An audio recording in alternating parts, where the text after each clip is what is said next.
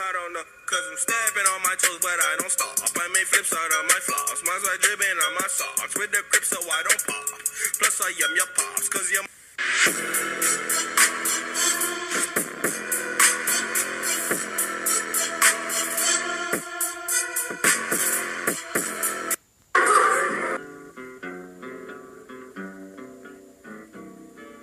I don't want to set the world on.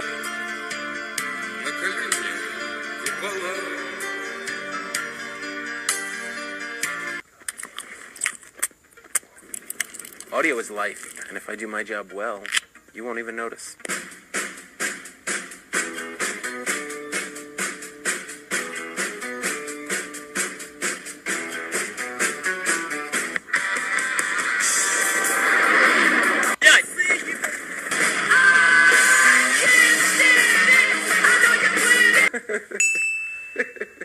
My lesson from the brain, seeing the beauty through the...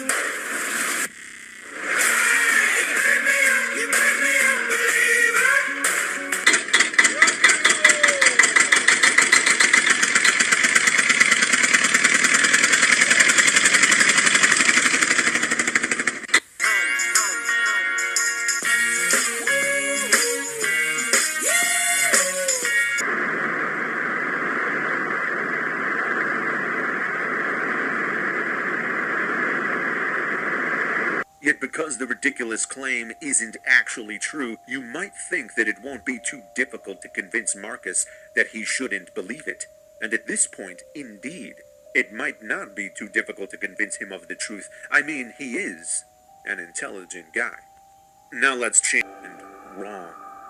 Now, it will be very difficult to convince Marcus that the ridiculous claim is false.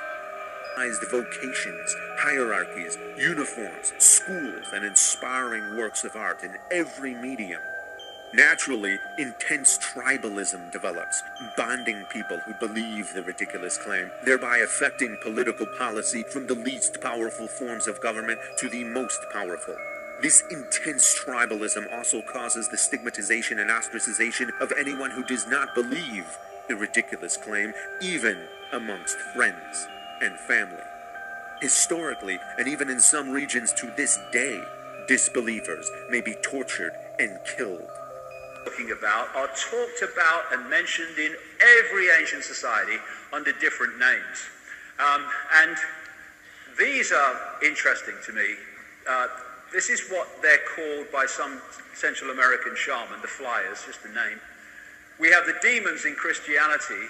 We have the archons, that is the name for these entities of the Gnostic belief and the Gnostic writings, was said to be made from luminous fire. The jinn from Islamic and pre-Islamic Arabia was said to be made of smokeless fire. And when you look at what's said about it, they're talking about the same force, the same phenomenon. So what is it? The Gnostics are very, very interesting. Gnostic coming from a word meaning knowledge. Whenever Gnostic thinkers showed any sign of getting their point across and circulating their knowledge and their beliefs, they were slaughtered. I mean, that is just a constant. The Cathars that were slaughtered in southern France, ending up on the castle of Montségur in 1244, they were Gnostic thinkers. The people that ran the great library of Alexandria with its 500,000 scrolls of ancient knowledge which the Roman Church destroyed, they were Gnostic thinkers. These were mystics. They went out into other levels of reality. In many ways, we call them shaman today, many of them. The solar system, the Earth was alive and organic, and the rest of the solar system was basically not alive and inorganic. How did they know that? Because they were able to get out there and were very, very knowledgeable. And that's why they were attacked by that which didn't want that knowledge circulating.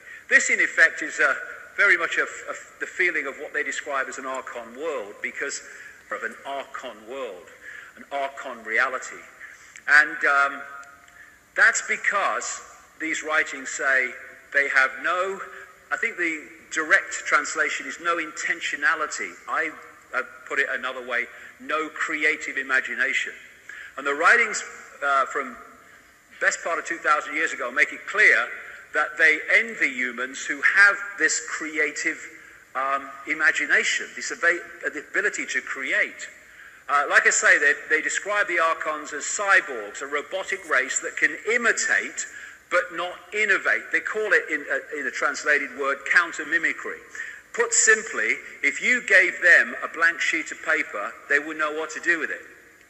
But you give them a sheet of paper rather with something on it, with something created on it, and they are able to distort it and twist it. But they can mimic and imitate, they cannot create in that sense. Interestingly, they also use the word fantasia.